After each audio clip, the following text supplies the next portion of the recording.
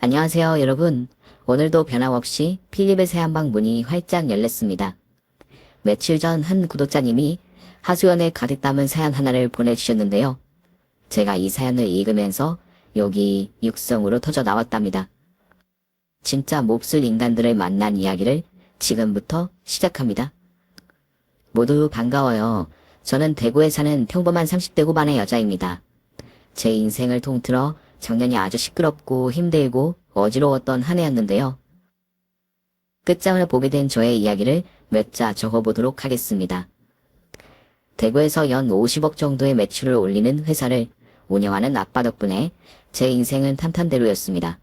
먹을 거, 입을 거, 가지고 싶은 거, 모두는 아니지만 많은 것들을 소유하며 성장할 수 있게 해주셨어요. 제가 3살 때 엄마가 돌아가셔서 그 빈자리를 채워주시려고 무던히 노력해주신 거죠. 아빠는 회사 일에도 열심히 하셨지만 저에게도 아빠 역할 이상으로 잘해주시는 완벽한 분이셨습니다. 그렇게 아빠가 저를 잘 키워주셔서 나름 착하고 온순하게 자랐답니다. 고등학교 3학년이 되었을 땐 어떤 꿈을 가지고 있느냐고 물으셔서 문학을 전공해 글을 쓰는 사람이 되고 싶다 말씀드렸어요. 경영을 이어주길 바란다는 말씀을 하시며 진로를 바꾸라는 설득을 하실 줄 알았는데 저희 아빠는 제 꿈을 존중해 주셨어요. 그래서 국어 국문학에 진학했고 글을 쓰는 사람이 되려고 열심히 공부하고 배웠습니다. 졸업 후 바로 글쓰기를 시작했는데 세상은 그리 만만하지 않았어요. 소설과 시를 써서 공모전에 보기도 하고 출판사를 직접 찾아가 제 원고를 들이민 적도 있었습니다. 하지만 제 원고는 모두 퇴짜를 맞았어요. 조금 수정해서 책을 내보자고 하는 것도 없었죠.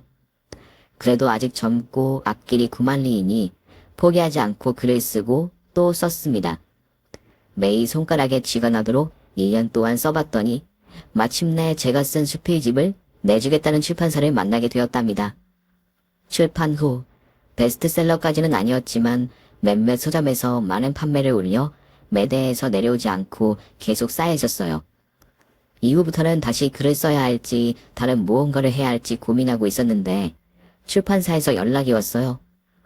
강의 제안이 들어왔다며 저에게 강단에 서보는 게 어떻겠냐고 물었답니다. 저를 보고 싶어하는 사람들이 있고 제 이야기를 듣고 싶어하는 사람들이 많다는 말에 주저없이 도전해보겠다고 대답했어요.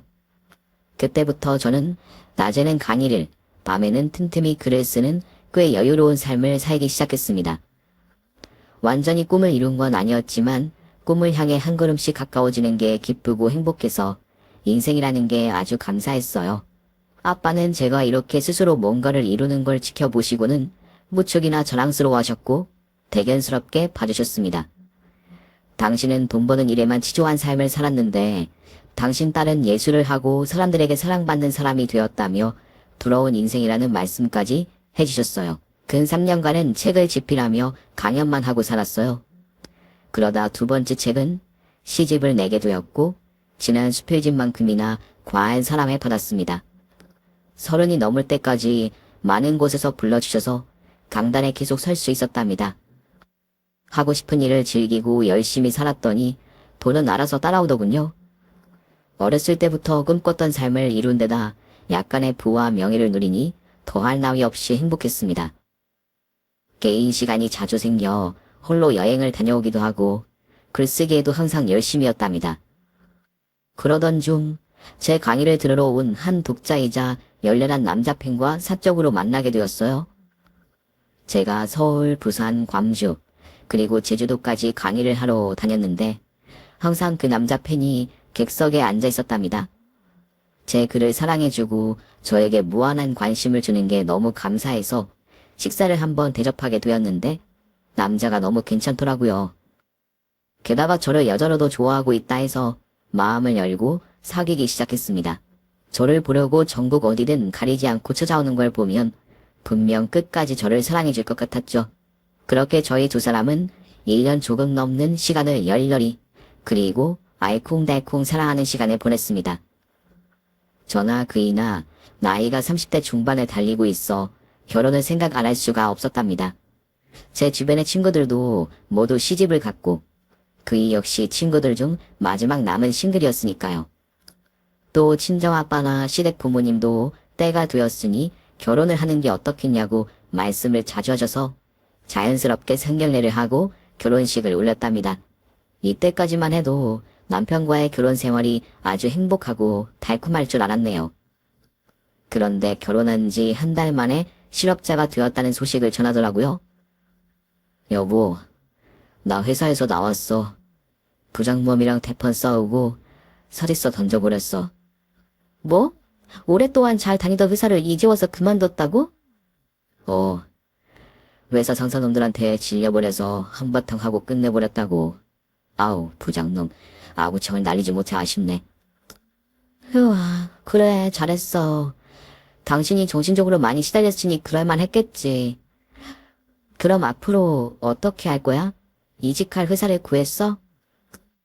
저는 그 일을 이해하려고 노력했고, 다른 일을 구했다면 얼마든지 잘했다고 칭찬해줄 생각이었습니다. 그런데 남편 입에서 나온 다음 말은 저를 불편하게 만들었습니다. 아니, 내가 갈 데가 한 군데밖에 더 있어? 장인어른 회사. 뭐라고? 아빠 회사에 들어가겠다고? 여보, 거긴 당신이 하던 일과 완전 다르잖아. 게다가 당신이 들어가고 싶다 해서 아빠가 무조건 받아줄 리 없어. 에이, 사랑하는 일이 다 거기서 거기지. 원래 일이라는 게 전공이고 뭐고 다 필요 없고 센스만 있으면 된다고. 그리고 장인어른이 백수가 된 사위를 모른 척 하시겠어? 그러니까 당신이 말 좀 전해드려. 그 이에게서 처음 보는 뻔뻔함이었습니다. 그동안 열심히 사는 모습만 보였던 사람이 낙하산으로 회사에 들어가 한 달이 꽤 차려고 하는 것처럼 보였답니다. 저는 일단 말씀을 드려보겠다 하고 너무 기대하지 말라는 말을 덧붙였어요. 남편이 정신 좀 차리고 스스로 일자리를 찾길 바라서였죠. 아빠께는 한동안 말씀드리지 않고 그 이가 취직자리를 알아보길 바랐는데 제 예상은 완전히 비껴나갔답니다. 집에서 하루 종일 컴퓨터 게임만 하면서 놀기만 하더군요. 제가 잔소리와 화를 내고 넋두리와 푸념을 늘어놓아도 두 귀를 닫고 오롯이 아빠 회사에 들어가겠다고 고집을 부렸어요. 이대로 뒀다간 남편을 부양하는 가장으로 남을 것 같아 할 수 없이 아빠를 찾아가 부탁을 드렸습니다. 그러자 아빠는 남편을 제대로 된 인간으로 다시 개조해주겠다며 회사로 불러주셨어요. 다행히 일자리를 얻은 남편은 컴퓨터 게임을 그만두었고 다시 열정적으로 회사 일에 매진했답니다. 아빠는 그이가 나이도 있고 다른 회사에서 경력도 있으니 과장으로 채용해 주셨고 비교적 쉬운 일을 맡겨 주셨어요. 몇 달 뒤 아빠의 말씀을 들어보니 그이가 주어진 일은 꼭 다 끝내놓고 퇴근을 한다고 전해주셨습니다. 이 정도 끊기면 훗날 회사 간부까지 올라도 좋을 것 같다셨어요. 그래서 걱정을 놓고 제 할 일을 하며 잘 지내게 되었습니다. 해가 거듭하며 저희 부부는 더 끈끈해지고 사랑도 더 깊어졌답니다. 2년의 시간이 흐르는 동안 저와 남편은 더 많이 발전했고 부부 금실도 좋았죠. 그런데 딱 하나 없던 게 있었는데 바로 아기였어요. 임신을 일부러 피한 것도 아닌데 이상하게 아기가 생기지 않았습니다. 병원에서는 아무 문제가 없으니 더 기다려보라고 말해주셨죠. 남편과 시댁 부모님은 아이를 기다리는 눈치였는데 대놓고 보치거나 간여하시지는 않았어요. 그래서 몇 년 기다리다가 마음을 내려놓고 하늘의 뜻이 있다면 언젠가 생기겠지 하는 생각을 가지고 기다렸답니다. 그런데 결혼한 지 2년이 지나고 나서야 시댁 식구들과 남편에 대해 몰랐던 부분을 새롭게 알게 되었어요. 시자질도 없고 저를 따로 불러 괴롭게 한 적이 한 번도 없었는데 다른 걸로 저를 힘들게 하더군요. 열심히 일만 하던 남편이 무슨 바람이 들었는지 자기 분수에 넘치는 외제차를 구입했더라고요. 돈이 어디서 나서 차를 샀느냐고 물었더니 아빠 회사 법인카드로 마련했다고 하는 겁니다. 아빠가 허락해줘서 산 거니 아무 말 말라고 하는데 저희 아빠는 비싼 외제차를 회사 카드로 마련해 주시는 분이 절대 아니셔서 당장 찾아가 여쭈었어요. 아빠, 그이한테 외제차 사줬어? 아빠가 허락해줬다며? 네 남편이 그렇게 말하든? 그게 아니라 박서방이 차를 사놓고 나한테 통보를 했더라. 자기가 회사에 기여한 게 많고 회사 대표의 사위이니 이 정도 대우는 받아야 하는 거 아니냐면서 말이야. 이미 차를 사서 어떻게 할 방법이 없기도 하고 얼마나 외제차를 타고 싶었으면 저랬을까 하는 심정으로 어거지로 허락해 준 거야. 뭐야? 그럼 회사 카드를 자기 마음대로 썼다는 거야. 이놈의 인간이 안 하던 짓을 하고 그러네. 아우 속 터져. 아빠 미안해. 내가 남편 단속을 제대로 했어야 했는데 많이 부족했나 봐. 아니다. 너무 신경 쓰지 마라. 다시 생각해보니 나도 사리한테 해준 게 없어 이런 일을 벌인 것 같다. 그러니까 조용히 넘어가자. 저는 한숨을 연신 쉬며 아빠한테 면목이 없다 사과를 드렸고 집에 가서 남편에게 잔소리를 실컷 쏟아내고 욕심부리지 말고 살라고 조언을 해주었습니다. 하지만 남편의 외제차 사건 이후부터는 시댁 식구들이 나대기 시작했답니다. 시부모님과 시동생이 저에게 말도 하지 않고 아빠 회사에 찾아갔다네요. 대표실 비서에게 가족이라 말하고 문을 박차고 들어갔답니다. 그리곤 시동생이 퇴직 후 사업을 할 계획인데 아빠더러 투자를 해달라고 말했다네요. 이에 아빠는 아무리 사돈이고 한 식구이지만 사업 투자는 애들 장난도 아니고 하루아침에 결정할 사안이 아니니 생각을 해보고 결정하겠다고 대답해 주셨답니다. 그런데도 시댁 식구들은 눈치 없이 자리에서 일어나지 않고 투자금을 받기 전까지는 물러나지 않겠다고 고집을 피웠다네요. 그래서 아빠는 여러 생각에 잠기셨는데 저를 떠올리셨대요. 시댁 식구들의 투자를 거절했다간 저에게 불똥이 튀어 힘들어질 수 있다는 판단이 들어 돌려받을 생각을 하지 않고 5천만 원을 주셨답니다. 아빠, 그렇다고 5천만 원이나 줬다고? 하, 진짜 미치겠네. 지난번에는 남편이 외제차를 사서 속을 썩이더니 이번에는 도련님 사업 자금을 받았다고? 이렇게 낯짝이 두꺼운 식구들이었다니 진짜 돌아버리겠네. 아빠 진짜 미안해요. 아니야 괜찮아. 아빠가 돈이 없는 것도 아니고 너를 위해 썼다고 생각하고 말았다. 이 정도면 나도 할 만큼 했으니 그만두겠지. 네 결혼 생활에 지장이 생기거나 시댁에 가서 고개 숙이고 혼날 일이 없겠지. 아빠는 그거면 됐다. 어떻게 사람들이 결혼한 지 딱 2년이 지나니까 이러지. 아빠, 다음부터는 시댁 식구들이 찾아오거나 돈을 요구하면 무조건 나한테 연락해. 그리고 절대 돈 빌려주지 마. 그러자 아빠는 싱긋 웃으시며 그렇게 하겠다고 대답해 주셨습니다. 시동생은 사업을 버려놓고 거래처를 뚫지 못해 한동안 수익을 내지 못했어요. 그래서 아빠를 찾아가 이번에는 거래할 사람들을 연결해달라는 부탁을 했답니다. 아빠는 돈이 드는 것도 아니고 서돈이라 도움을 주는 게 당연하다 생각해 많은 거래처를 연결해 주셨습니다. 그래서 시동생의 사업은 곧바로 성공을 향해 달렸네요. 저도 여기까지는 이해할 수 있었어요. 나중에 아빠 투자금을 갚고 감사 인사만 잘해주면 양가 식구가 돈독해지고 좋아질 거라 믿었으니까요. 하지만 시동생은 투자금 10배에 달하는 매출을 올렸음에도 투자금을 갚기는커녕 아빠를 찾아와 인사도 한번 드리지 않았답니다. 그렇게 시댁에 실망을 하고 있었는데 다음에는 시아버지 차례가 왔어요. 노후 자금을 모아두지 않은 탓에 작게나마 치킨집을 오픈하면 좋겠다며 또다시 아빠한테 돈을 요구했습니다. 아빠는 제가 부탁한 대로 시댁에서 돈을 요구한다는 연락을 주셨어요. 이에 저는 한달음에 시댁으로 달려가 시댁 식구들과 마주했습니다. 아버님, 저희 아빠한테 치킨집 낼 돈을 달라고 하셨다면서요? 아버님, 저희 아빠가 아버님 아들을 걷어준 데다 도련님 사업장을 차려주고 거래처까지 연결해 주셨어요. 그 덕에 대박이 났기도 했고요. 그 정도면 할 만큼 한 거 아닌가요? 또 아빠한테 돈을 요구하시는 건 말이 안 된다고 생각합니다. 너 지금 이 시애미를 가르치느냐? 누가 보면 네가 나보다 어른인 줄 알겠다. 그리고 그깟 치킨집 하나 차려주는 게 뭐 어른이라고 이렇게 야단이야? 돈 많은 네 아빠한테 도움 받는다고 회사가 망하기를 해 흔들리기를 해. 한 식구끼리 돕고 살면 우리도 좋지만 너도 좋고 네 아버지도 좋을 거 아니냐? 아버님, 치킨집 차리시지 않아도 충분히 잘 사시잖아요. 도련님이 많은 돈을 벌고 있으니 도련님한테 용돈 받아가며 사셔도 충분하잖아요. 그뿐만 아니라 저랑 남편에게도 매달 적지 않은 용돈을 받고 계시고요. 도대체 왜 치킨집을 차리려고 하는지 이해가 되지 않습니다. 여하튼 앞으로는 아빠의 도움은 없을 겁니다. 그런 줄 아세요. 있는 것들이 더하더니 그래, 너 잘났다. 꼴랑 2억 좀 달랬다고 시댁에 와서 고개 빳빳이 들고 갑질하는 네 얼굴을 보니까 돈 받고 싶은 마음이 뚝 떨어진다. 더러워서 안 받아. 시아버지는 당신의 잘못은 생각하지 않고 저에게 비난 섞인 목소리만 높일 뿐이었습니다. 그러자 옆에 있던 시어머니가 저를 강렬하게 노려보시며 말씀하시더군요. 아주 오냐오냐 해줬더니 시댁을 만만하게 봤구나. 내가 다른 시어머니들처럼 널 좀 괴롭혀주리. 아주 혼이 빠지게 고생을 해봐야 싸가지를 챙겨 먹을 거야. 치, 있는 집이랑 사돈을 맺었다 해서 뭐라도 떨어지는 줄 알았더니 더럽고 아니 곱게 나오네. 야, 우리 네 아버지 돈 받지 않을 테니까 너 앞으로 매주 시댁에 와서 며느리 노릇 좀 해야겠다. 내가 너의 그 싸가지 없는 태도를 싹 바꿔줄라니까. 차라리 제가 시댁에 가서 고생하는 게 마음이 편할 것 같아 그러겠다고 대답했습니다.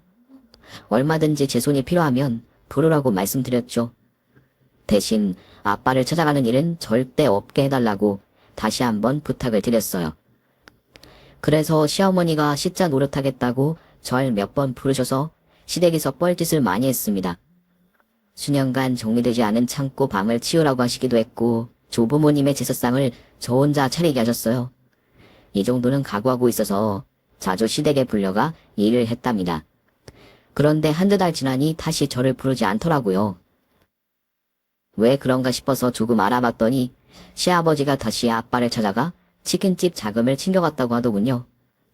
알고 보니 남편이 회사에 가서 주저리 떠들며 제가 고생하는 걸 보니 안쓰럽다고 말하며 꼬신 거였어요. 아빠는 제가 시댁에 가서 고생하는 게 싫어 꽤 큰 돈을 내어주신 거죠. 그렇게 시아버지는 하고 싶다는 치킨집을 운영하기 시작했는데 직원과 알바생이 열심히 뛰어주는 바람에 장사가 꽤 잘 되었습니다. 그래서 한동안은 아빠를 찾아가는 식구가 없긴 했지만 앞날이 걱정이었어요. 시어머니가 뭔가를 바라고 또 아빠를 곤란하게 하면 어쩌나 노심초사였습니다. 그런데 아니나 다를까 갯돈을 빌리려고 아빠 회사를 찾아갔답니다. 시아버지와 시동생처럼 큰 액수를 달라는 건 아니긴 했지만 똑같이 돈을 뜯어갔다는 말씀을 듣고 부하가 치밀더라고요. 저는 폭발할 것 같아 먼저 아빠를 찾아갔습니다. 아빠, 내가 시댁에 돈 해주지 말라고 했잖아. 왜 자꾸 도와주는 거야? 또 너한테 시짜질 할까봐 겁나서 그랬다. 나는 돈을 줬으면 줬지. 네가 괜히 마음고생 몸고생하는 게 싫다고. 그리고 아빠는 충분히 재력도 있고 능력도 있으니까 크게 지장도 없어. 그러니까 좋게 생각하자. 아픈 손가락에 연고를 발라줬다 생각하고 끝내자고. 아빠가 그렇게 유하게 나오니까 시댁 식구들이 호구로 보는 거야. 제발 앞으로는 한 푼도 내어주지 마. 그래, 알았다. 절대 주지 않으마. 그런데 너 결혼 생활은 괜찮은 거지? 박서방이 속썩이는 건 아니지? 다행히 아빠 사위는 외제차 사주고 나서부터는 콧노래 부르고 다녀. 또 시부모님하고 시동생을 모두 도와줬으니 나한테 잘할 수밖에 없지. 결혼 생활은 아무 문제 없어. 그럼 됐다. 아빠가 원하는 건 네 행복 하나야. 큰 돈을 들이긴 했지만 다들 웃고 지낼 수 있으니 얼마나 다행이냐. 아빠는 제가 생각했던 것보다 훨씬 더 긍정적이셨고 저를 사랑하는 마음이 누구보다 크고 위대해서 시댁에 돈을 아무렇지 않게 턱 내어준 거죠. 그래도 저는 시댁에 다시 찾아가 제발 아빠를 내버려 두라고 다시 한번 확실하게 말씀드렸습니다. 그렇게 모두가 안정적으로 잘 살고 있었는데 결혼 4년차가 되자 아빠가 갑자기 쓰러져 병원으로 실려가셨어요. 아빠 회사에서 일하고 있던 남편의 연락을 받고 병원으로 달려갔답니다. 제발 무사하게 벌었고 큰 병이 아니길 기도하면서 말이죠. 그런데 하늘이 무심했는지 아빠는 대자만 말기 판정을 받으셨어요. 그동안 암이 생기고 커지면서 아픈 것도 모르시고 지냈는데 어떻게 이런 일이 벌어질 수 있느냐고 의사 선생님한테 물었더니 암에 걸려도 큰 고통을 느끼지 못하는 사람이 가끔 있다며 아빠는 속이 안 좋은 정도로만 느꼈을 거라고 설명하더군요. 게다가 암이 전이되어서 수술에 의미가 없다며 원한다면 항암 치료를 해주겠다고 말했답니다.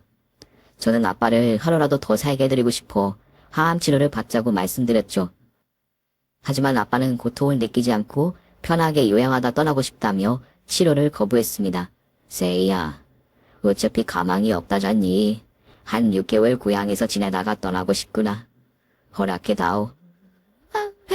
아빠, 왜 그런 약한 소리를 해? 요즘 시한부들도 관리만 잘하면 5년이고 10년이고 더 산다고 했어. 그러니까 희망을 잃으면 안 돼.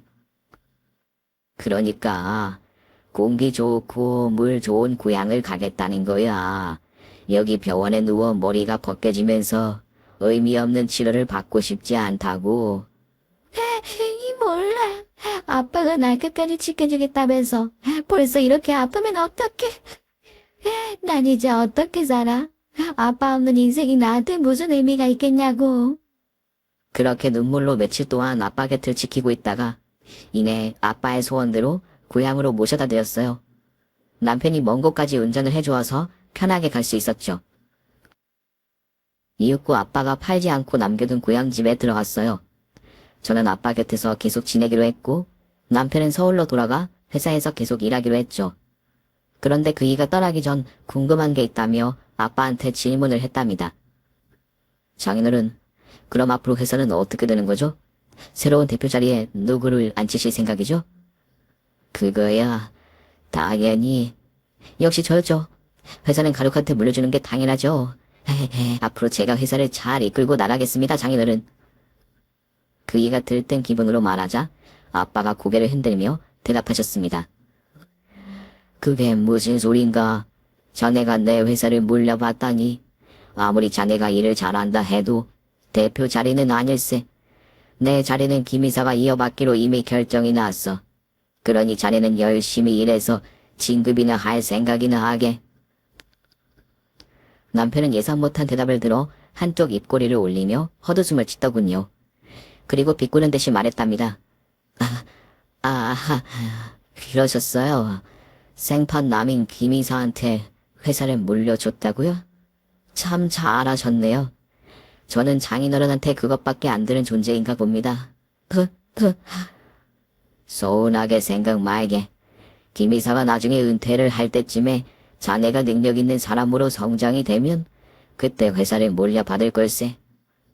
아빠는 그이가 아직 경영자로서 자질이 부족하다며 때를 기다리고 최선을 다하라고 일렀답니다. 그러자 남편은 입을 삐죽거리며 인사도 없이 서울로 성급히 떠나더라고요. 저는 화가 솟구쳤지만 지금은 그럴 때가 아니라 아빠에게 온 신경을 써야 한다는 걸 알기에 나중에 남편과의 갈등을 해결하려고 했죠. 이후 시댁 식구들과 남편은 아빠를 보러 오기는커녕 연락 한 통도 하지 않고 지냈습니다. 저는 남편이 이 정도로 바닥인 걸 깨달아 앞으로 어떤 결정을 내려야 할지 머릿속으로 매듭을 지어 놓았네요. 그렇게 아빠의 고향집에서 저희 부녀가 재밌는 나날을 보내고 있었는데 아빠는 의사의 말대로 6개월을 모두 살지 못하시고 2달 만에 세상을 떠나셨습니다. 주무시다가 고통 없이 돌아가셨죠. 저는 많은 눈물을 흘리며 아빠를 끌어안고 불효녀인 저를 용서하고 편한 곳으로 떠나시라고 100번 넘게 말씀드렸어요. 그리고는 장례식을 준비하며 내키지는 않지만 남편에게 연락을 했어요. 그제야 코빼기도 보이지 않던 시댁 식구들이 찾아왔답니다. 정신이 반쯤 나가있던 저를 대신해 식구들이 조문객을 맞아주었어요. 그래도 양심은 있었는지 아빠가 떠나는 길을 편하게 해주는 것 같았죠. 그리고 발인날 정신을 차려봤더니 시댁 식구들 모두가 떠나고 없더라고요. 끝까지 남아줄 것 같았는데 조금 어이가 없었죠. 어찌되었든 장례식장을 떠날 준비를 해야 해서 부조금 함을 열었는데 봉투가 하나도 없는 겁니다. 시동생이 부조금을 받는 역할을 해준 게 떠오르자 아차 싶더라고요. 시댁 식구들은 이곳에 부조금을 가지러 온 것이었죠. 아빠의 명복을 빌어주는 게 아니고 말이죠. 저는 하도 기가 차서 아무런 말도 화도 나지 않았습니다. 아빠를 안치시켜드리고 어떻게 해야 할지 결정하기로 했답니다. 아빠를 납골당에 안치시켜드리고 아빠의 유품을 정리하고 나서 먼저 아빠의 회사를 찾아갔어요. 김 이사님과 직원들에게 감사 인사도 하고 씹어먹어도 시원찮을 남편에게 이혼을 통보할 생각을 했죠. 회사에 들어갔더니 다른 직원들이 모두 기립해 저에게 다시 한번 아빠의 명복을 빌어주셨고 저는 감사하다는 인사를 수십 번 하며 대표실에 들어가 김 이사님을 만났습니다. 회사 운영을 잘 부탁한다는 말씀을 남기고 밖으로 나와 택시를 잡아 타려고 도로가로 나왔는데 제 뒤에 보이는 유리창 너머로 남편과 시댁 식구들이 보이더군요. 회사에서 일은 안 하고 오마카세 식당에서 밥을 처먹고 있었습니다. 인당 60만원짜리 음식을 저희 아빠 부조금으로 포식하는 거였죠. 이젠 미운 정까지 모두 떨어져서 안으로 들어가 따질 마음도 생기지 않았습니다. 그래서 전 바로 회사 자문 변호사님을 찾아가 이혼 전담팀을 꾸려달라고 부탁했어요. 제 앞에 6명의 변호사가 모이기까지 정확히 30분이 걸렸고 제 이야기를 털어놓고 이혼 소장을 작성하는데 2시간이 걸렸답니다. 시댁 식구들이 훔쳐간 부조금과 아빠를 통해 편취한 돈, 그리고 그에 따른 이익에 대한 보상금까지 하나하나 따져서 손해배상금까지 소송하게 되었죠. 퀵으로 시댁과 남편에게 고소장을 보냈더니 저에게 전화와 문자로 난리가 아니었습니다. 그래서 다 같이 보는 게 좋겠다며 제가 묵고 있는 호텔로 불렀어요. 식구들은 시퍼렇게 질린 얼굴로 제 호텔방에 들어왔답니다. 남편이 먼저 부조금을 갈취한 게 아니라며 설명하더군요. 여보, 이게 다 뭐야? 이혼 소송에 우리 식구들한테 손해배상을 하라니? 대체 이러는 이유가 뭐야? 장인어른 부조금 이야기를 하자면 내가 장례를 치르다 잠이 들었는데 꿈에서 장인어른이 말씀하셨어. 회사를 넘겨주지 못해 미안하다면서 당신의 부조금이라도 가져가 보탬이 되면 좋겠다고 말이야. 그래서 가져간 거야. 절도가 아니라 선물을 받은 거라고. 장인어른이 써도 된다고 하셨다고? 가시는 길에 자기한테 그 정도도 못해줘? 정말 치사하게 이렇게 나올 거야? 그러셨어? 그럼 경찰한테 가서 꿈 이야기하면서 잘 빠져나가봐. 난 고소를 취하할 생각 단 1도 없거든. 당신과 당신 식구들 정말 역겹고 치졸해. 그러자 시부모님이 사정하듯이 말하더라고요. 세아가, 아무리 그래도 우리가 사돈 본을 편취했다니 그건 너무 심하지 않았냐? 식구끼리 도와준 건데 이제 와서 편취하는 말을 들으니 좀 그렇다. 맞다. 우리가 남도 아닌데 고소를 너무했어. 예. 세아가, 우리가 어떻게 하면 고소를 취할 거니? 그리고 이혼이 애들 장난도 아닌데 이렇게 결정하는 건 옳지 않아. 여하튼 우리도 네 남편도 반성하고 있으니 네가 참아주거라. 넌 지금 아비를 잃어서 괜히 우리한테 화를 내는 거라고. 제가 아빠를 잃어서 눈이 돌긴 했는데 이 정도 일을 생각 없이 버리는 멍청이는 아니에요. 당신들 모두 우리 아빠가 시골에서 요양하고 있을 때 한 번이라도 찾아왔더라면 이렇게까지 하지 않았을 겁니다. 다 지난 일이니 그런 이야기는 그만하고 본론으로 들어갈게요. 여러분이 저에게 소송을 피할 방법을 하나 제시하겠습니다. 저는 호텔 주방으로 걸어가며 따라오라는 손짓을 했어요. 그러자 시댁 식구들은 의아해하며 따라왔죠. 그리고 일자로 된 식탁에 식구들을 나란히 앉히고 저는 주방에서 앞치마와 두건을 쓰고 말했습니다. 이라샤이마세. 여러분 지난번에 보니까 4분이서 오마카세 가셔서 맛있는 음식을 드시더라고요. 그래서 준비했습니다. 세이의 오마카세. 우후. 그러자 시댁 식구들이 억지로 박수를 치며 떨떠름한 표정을 짓더군요. 이게 소송을 취하는 것과 무슨 관련이 있는지 궁금한 눈치였죠. 시어머니가 궁금증을 참지 못하고 말을 꺼냈습니다. 세아가, 이게 우리 고소를 취하해주는 길이라고? 오마카세를 즐기면 끝난다는 거냐? 딩동댕. 어머님 역시 눈치가 빠르시군요. 제가 준비한 6가지 음식을 맛있게 남기지 않고 드셔주면 모든 소송을 취하할게요. 남편과도 이혼하지 않을 겁니다. 약속을 지킬 테니 그런 줄 아세요? 제가 웃으며 말했더니 다들 아무 일 없이 넘어가겠구나 하는 표정들이었습니다. 그래서 첫 번째 요리인 홍어초밥을 4접시 올렸습니다. 어머, 이게 뭐야. 우리 집안은 홍어를 못 먹는데. 방금 새 얘기 말 못 들었어? 준비한 요리를 다 먹어야 소송을 안 한다잖아. 얼른 코 막고 먹어. 이거 처음부터 너무 센데. 에라이 모르겠다. 콩고물에서 불이 나오는 기분이야. 와사비를 얼마나 넣은 거야. 맵고 냄새나고 아주 죽을 맛이네. 그래도 이 정도 음식을 먹어서 이혼을 막을 수 있다면 얼마든지 먹겠어. 첫 번째 음식을 다 먹어치운 시댁 식구들은 물로 입을 헹구며 다음 요리를 기다렸습니다. 그래서 두 번째 요리인 돼지고기 까나리 국물을 내놓았어요. 익힌 돼지고기를 까나리 액젓에 푹 담근 요리였죠. 저는 국물까지 다 드셔야 통과가 된다고 일렀습니다. 뭐야, 이걸 사람이 어떻게 먹어? 세아가 너무 심한 거 아니니? 어머님, 아직 두 번째 음식인데 벌써 그러시면 어떡해요. 드시기 싫으시면 포기하셔도 됩니다. 누구도 강요하지 않으니 알아서 결정하세요. 그러자 시아버지가 코를 막고 돼지고기를 오걱오걱 씹어 삼키고는 까나리 액젓 국물을 원샷하더군요. 30년 묵은 꼴레를 먹은 기분이야. 더럽게 비리고 맛없네. 이걸 어떻게 먹지? 에라 모르겠다. 먹고 죽는 것도 아닌데 원샷 때려보자. 내 혀와 코가 썩고 있어. 이따위 것을 음식이라더니. 교수님 너무하신 거 아니에요? 저는 빙그레 웃으며 식구들이 까나리 국물까지 다 마시는 걸 보고 다음 요리를 준비했습니다. 식빵을 굽고 그 위에 치두부를 아주 두껍게 발랐어요. 치두부가 뭔지 모르시는 분들이 계실지 모르겠는데 악취가 엄청나게 심한 중국의 발효식품입니다. 이걸 먹으면 일주일 동안 코에서 냄새가 빠지지 않는 큰 고통이 생기죠.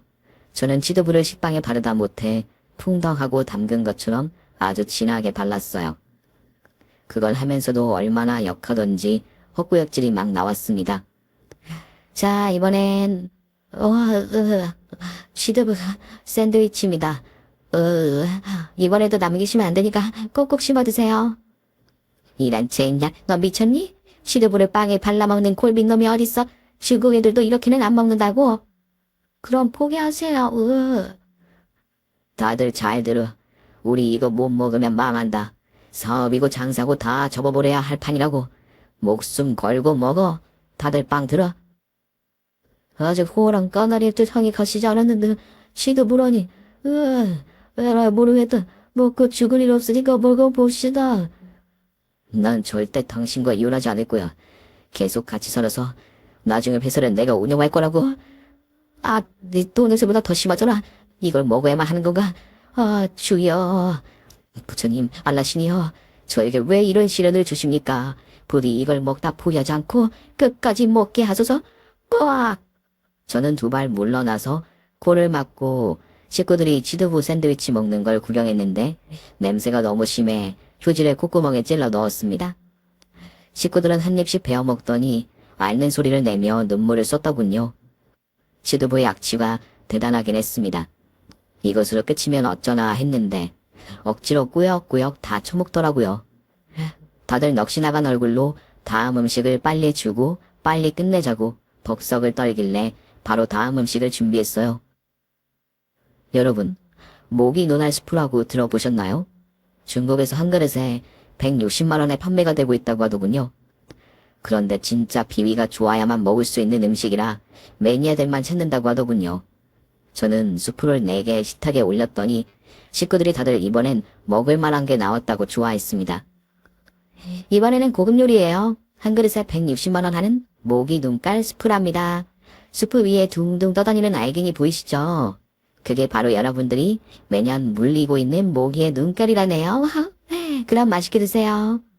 말을 끝냈더니 식구들의 표정이 썩더군요. 하다 모기 눈알까지 먹이냐며 짜증을 부렸는데 제가 먹기 싫으면 말라는 말을 했더니 이번에도 눈을 질끈 감고 억지로 잘 먹더군요. 다음 요리로는 생선알이 묻혀져 있는 모습과 비슷한 소의 고한 튀김이었습니다. 이것도 매니아들만 먹는다고 소문이 자자했죠. 소불알? 이걸 사람이 먹는다고?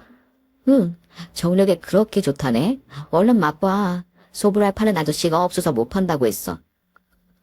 시어머니와 시아버지, 시동생은 소의 고환을 뚫어져라 보며 먹을까 말까 고민에 빠져있더군요.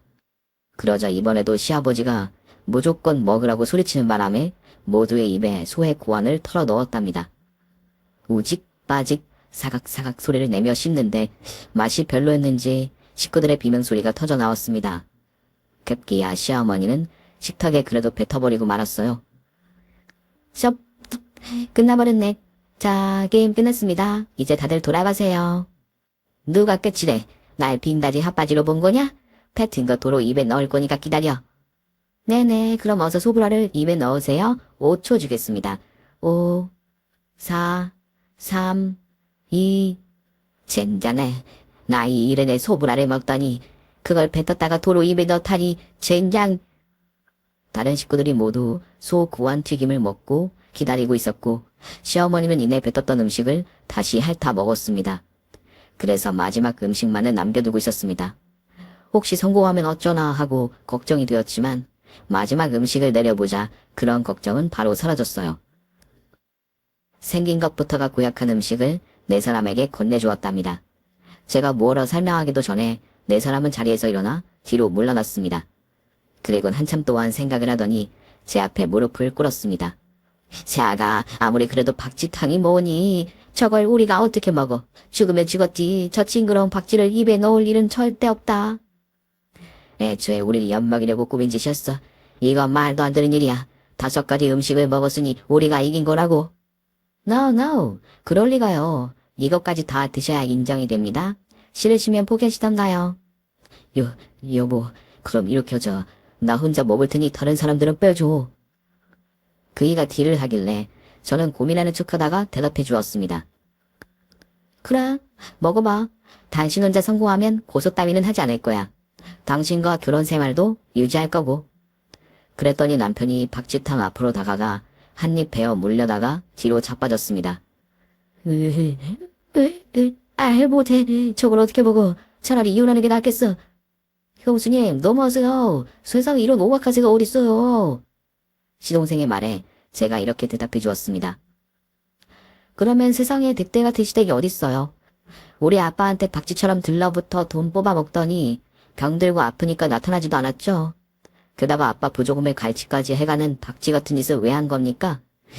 장례식장 CCTV에 고스란히 찍혔으니 감옥에 갈 준비하세요. 그제야 정신이 들었는지 시댁 식구들은 나란히 무릎을 꿇고 앉았습니다. 자기들과 똑같은 박쥐탕은 죽어도 못 먹겠는지 용서해달라고 사정하더군요. 세아가 우리가 이렇게 필 테니 봐주거라. 고소를 취하해줘. 세아가 사돈이 하늘에서 보고 계신다. 네가 이러면 편히 눈을 감지 못하실 거야. 우릴 용서하고 한마음 한뜻으로 잘 살아보자. 이 노인네가 피곤하게 빌자니. 형수님, 앞으로 형수가 시키는 건 다 할게요. 저 박쥐 먹는 것만 빼고요. 뭐든 다 할 테니 제발 살려주세요.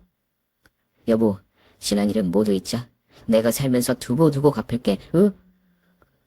하지만 저는 1초의 고민도 하지 않고 네 사람을 법정에 세우고 처벌받게 하고 아빠에게서 가져간 모든 것들을 돌려받겠다고 엄포했습니다.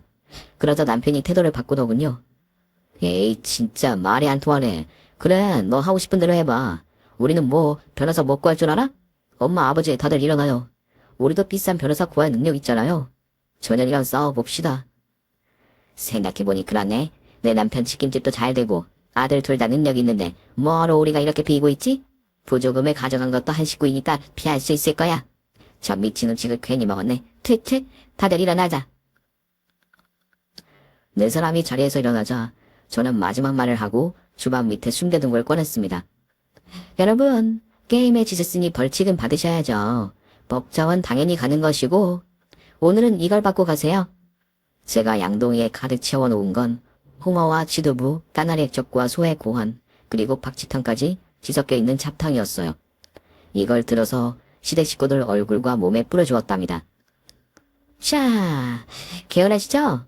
오늘 드신 거 잊지 마시라고 마무리 입가심입니다. 그럼 모두 조심히 돌아가세요. 이년이 미쳤나? 너 내가 가난한다. 냄새가 나서 못 견디겠어. 화장실에 가야겠어. 너 씻고 와서 봐. 화장실 문은 잠겨 있습니다. 그리고 싱크대 베란다 물도 모두 잠가놨어요. 고로 이꼴로 집으로 돌아가셔야 한답니다.